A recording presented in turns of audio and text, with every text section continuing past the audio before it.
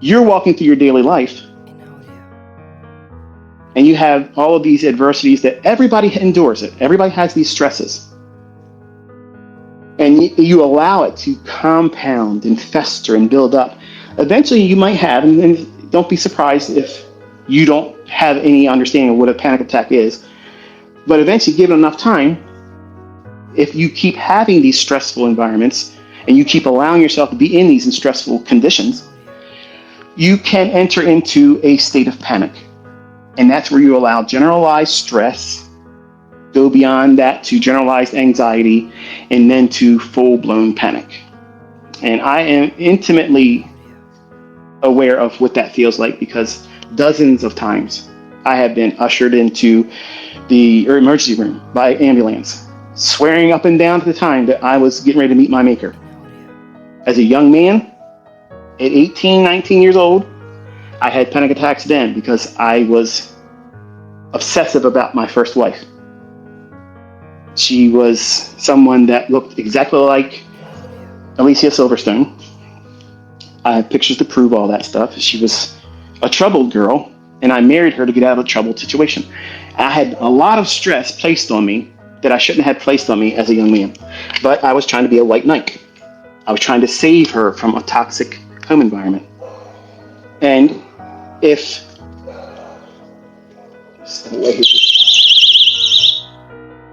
I apologize for that. I'm not going to edit that part out. The stress of being in a young relationship and being my first, that was the first female I was intimate with. Because I'm a journaler, because I've always journaled as a person. I've journaled dreams. I have a dream journal. I was always journaling things about martial arts. I wanted to have my own martial arts studio. I did all these things as a young man. And I can tell you the date and time where I lost my virginity. Chances are most men out here listening to me can't do that. The women probably can do that because it means something to them.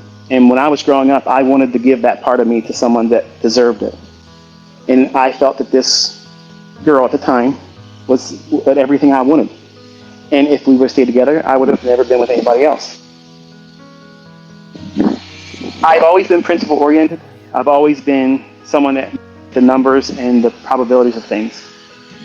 And when you think that way, it's not unnatural for you to elevate the level of importance around things that are going to be your best outcome. And when they don't hit, when you don't reach those numbers or those goals, what will happen is that you will eventually have measures of regret, being let down, like you didn't perform as well as you should have. And when that happens, you can obsess about it. And I developed an obsessive compulsive disorder where I would look at things and I would judge myself very critically. And I would weigh myself against other people. When these other people had such a higher degree of efficiency and experience that it would be unreasonable for me to have that expectation to live up to that measure of performance. But because I was a young man and because we always think of ourselves as a superhero in the making, the pressure that we place on ourselves, like I was placing on myself as a young man, it compounded. And on September 11th, I was teaching a young man, when I'm a young man, I think he was a little bit older than I was, but not by much. I've mentioned it before. His name is George Lutz, and he lived in Virginia. And I was teaching him how to trade the S&P. And I would call the S&P and outline where it was going to go in text, because we couldn't do charts back then. I couldn't share a chart in a chat room or anything like that, because that was not, we didn't have the capability of doing that. So give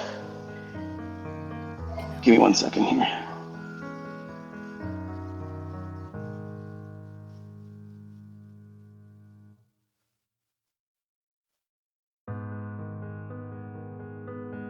The morning of September 11th was just like any other day. Weather was beautiful. I woke up feeling good. I had already started giving pre-market analysis to Mr. Lutz, and he wasn't paying for mentorship. Like he didn't pay me to do it. He offered to pay me a little bit of money, but because he was literally delivering pizza then. And I told him, I said, listen, I can relate to what you're doing. I can physically relate to this. So what I'm going to do is I'm going to sit with you and coach you through it. And once you get a feel for what it is you're trying to do, I'll turn you loose, but you don't need to pay me for it. And I took Cody to public school. He and my oldest daughter, they went to public school. And my younger ones, we homeschooled them. But the morning I took Cody to school, it was beautiful out. And I was telling myself, wow, this is such a lovely day. And everything was just picture perfect. You ever have a day like that where you wake up and everything's so good? You feel good, no headache, no body aches, just, you feel happy, you feel like you're at the right place at the right time, and you feel wonderfully balanced. Everything is as it should be. And I was coming back home. I was driving down through Essex, Maryland. And I literally was holding my hand out, thinking to myself, it is such a beautiful day. I said it out loud. And I pulled up to the house, I went inside, hit the remote, CNBC, and there's a picture of the first building, pluming smoke coming out of it. And I looked at it and looked away thinking, okay, it's just a commercial for, a movie or something. And I turned my screen on, because I would always turn my screen off, I'd leave the system running. And then I said to George, I said, hey, I'm back. He's like, did you see what just happened? And I was like, no, what just happened? He goes, turn on the TV. I said, it is on. And he goes, a plane just hit the Trade Center. I said, is that what that was? So I'm thinking it's one of those like little sinestas, and they were actually saying that on the TV at the time. And as I was talking to him, I said, man, can you imagine the people in that little plane? Because again, I wasn't thinking it was an airline. And then I watched the second plane hit live.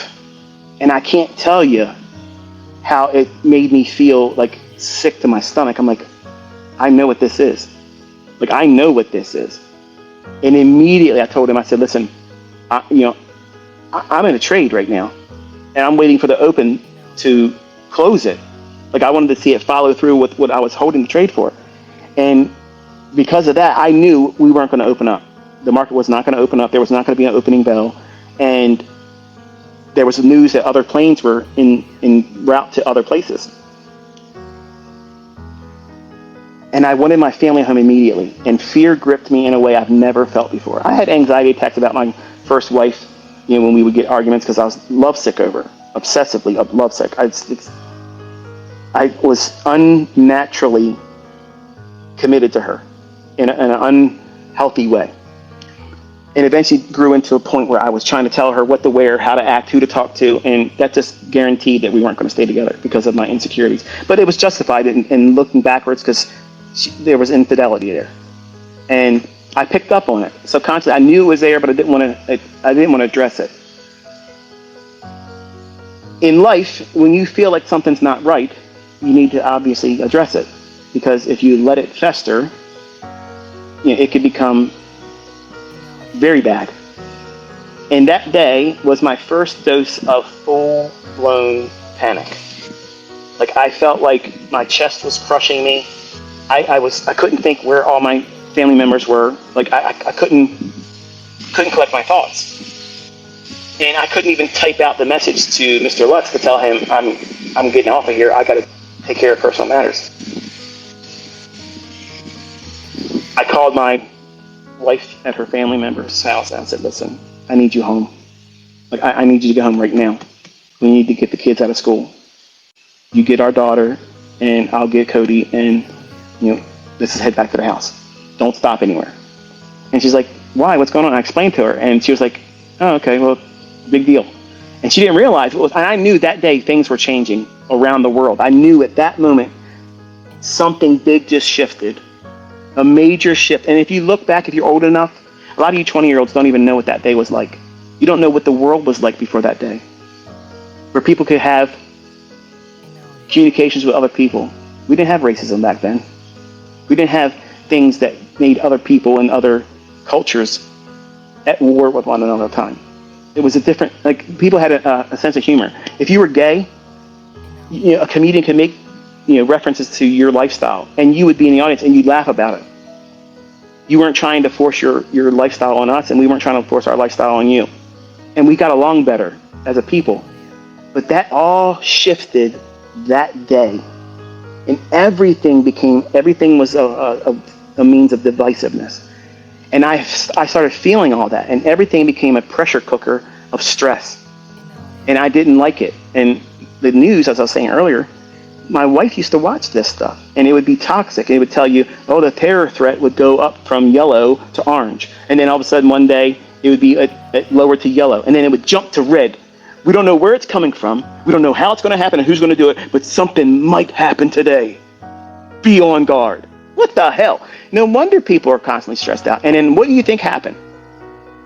Who do you think could take that and make money? The pharmaceutical industry. Anxiety medicines became a thing that was like Flintstone vitamins. Everybody had to have it in their household. I would never take those types of drugs. I would never do that. Never, never, never would I ever do that, because it's an altered state. I'm not going to allow myself to be in an altered state. So I endured a lot of stress, fear, anxiety, and panic attacks. And it eventually affected my eating, where I didn't want to eat. And then it got to the point where I would dehydrate. I would go to the hospital just to get hydrated. I'd feel good for a little while, and I'd go right back into the thing where I'd be so stressed out I couldn't eat. And it was this endless loop of constantly going through that. And I think I told you I was going to post a picture of myself where I was 195 pounds of well-built, just not like Mr. Olympia, but I was well-built. I took care of myself. And I went down from that to 150 pounds. And I looked like a cancer patient, like I was going through some kind of regimen of chemo. And my face was sunk in, my skin was horrible, my bones and my joints hurt because I was malnourished. But even feeling that way, I wouldn't eat healthy, because I used the perspective of food being an adversary to me. If I ate, I felt like I was sick. So how do I keep myself from being sick? Don't eat. And it became so bad that I had acid reflux, because I wasn't eating food, but I was constantly stressing, which is pumping acid, and I was dehydrated. So when the acid would shoot up out of my stomach, it would erode my esophagus. So I couldn't even drink water at the worst of it. So I had to go and be hospitalized for major dehydration. And they would tell me, you need to make changes. And I would hear them say it, but I'd be like, you don't know what it feels like. You don't know what it feels like. I had a mental illness then. I was battling mental illness. And today, they're fostering it. They're keeping it going. And they're championing it. They're making celebrities out of these people. And they're not helping them. We're not trying to help people that have mental illness. We're enabling them, and we're celebrating them. And then people that are weak-minded, they say, well, I could be a celebrity like that and be looked upon because I don't feel good about myself, or I feel low self-esteem, or I'm questioning who I am as a person. So if I do what they're doing, I'm probably going to be recognized and find significance in that. And that's terrible. That's terrible. You're not being guided to live a fulfilling, purpose-driven life where you're comfortable in your own skin. Everybody has stress. Everybody has anxiety. Everybody has discomforts. And they all have their little triggering things. In trading, what you don't realize is you're asking to be part of a culture and a lifestyle that is going to be perpetual stress. You're inviting yourself to be a part of a industry that is predominantly stress-inducing. Now, I'm not going to tell you that this is going to fix everybody, because it's not. I'm not a doctor. I'm not a physician. I'm not telling you how you should live your life and avoid seeing a professional. If you feel like you need to see a professional or see a guidance counselor or some kind of a medical professional, let's put it that way, then do it. But don't take whatever opinion they give you. Get a second opinion. For me, I've always had white coat syndrome. White coat syndrome is, I don't trust these fucking doctors. And now, after 2020, I sure as fuck don't trust these people. So it's going to take something like it just recently happened, where I thought I was having a heart attack. That's what took me to the emergency room. Something short of me losing my life or feeling I'm going to lose my life. And it wasn't anxious. Like I wasn't anxious like I was when I was a younger man. But I knew enough what I was feeling. That was not normal. So because I'm in my 50s, let's go get it checked out. and EKG, CAT scan, blood work, everything came back perfect. Like, I have the numbers of a 20-year-old. But I'm also aware that some of you are not going to correct the things like I was able to correct it when I was a little bit younger. If I would have never made these changes that I'm going to cover now, I'm not so certain that my health would be where it is today. I wouldn't be certain that my health of my heart, my organs would be as they are, my blood work. Like, you have no idea how much stress has an effect on your personal body. And you can make lots of money trading, but you could be extremely unhealthy while making lots of money. And what do you get by that? What's the point of having all that money, building up all this worth, and it shortens your lifespan? Well, I don't care, dude. I'm going to live my life right now. You can't take it with you. Yeah, but the word says, why die before the time? Why invite that end result or deteriorate your health so that way, as you're building this wealth up, you're making it impossible for you to go out there and live and have a fruitful, bountiful life with it? What's the purpose? Why make all this money if you're not going to be healthy enough to endure, longer lifetime spending and enjoying and blessing other people with it? What's the point of that? It's pointless. So to have a long, profitable, affluent lifestyle that is a blessing to both you and the people that are around you love and support, your first measure of wealth is your health. And think about how it's been for the last 4 years. Has it been stressful for you? I probably would venture to say it's probably about 65%, if not more, that it's been very stressful. All the things that we've been told we can and can't do. You can't go to funerals. You can't see your loved ones in the hospital. You can't work unless you receive this little thing in your arm ticket. That's all priming for what's about to come. That's all stuff that's leading up to that. And then if you don't have faith in what is on the other side of that stuff, it could be very scary. But in trading, every single day you are throwing yourself in the furnace. This pressure cooker of, I don't know what's going to happen, and if I'm wrong, I'm losing money. Contrast that with, I got to get up, got to drive, spend my gas money, that it's not a tax deduction for me. I got to drive to my job and get paid. The most I can get paid is what I agreed to, so I prostitute my time. And I don't know what workload's waiting for me. I don't know if someone called out now I have to do their work and mine. Carl's going to be over here and wanting to know what the hell I'm doing, and minding his business is what he should be doing, but he's not. He's stressing me out. All these things are going to compound. But you're not going to make any more money if the workload is increased for that day. You're not getting overtime because they place more workload on you that day.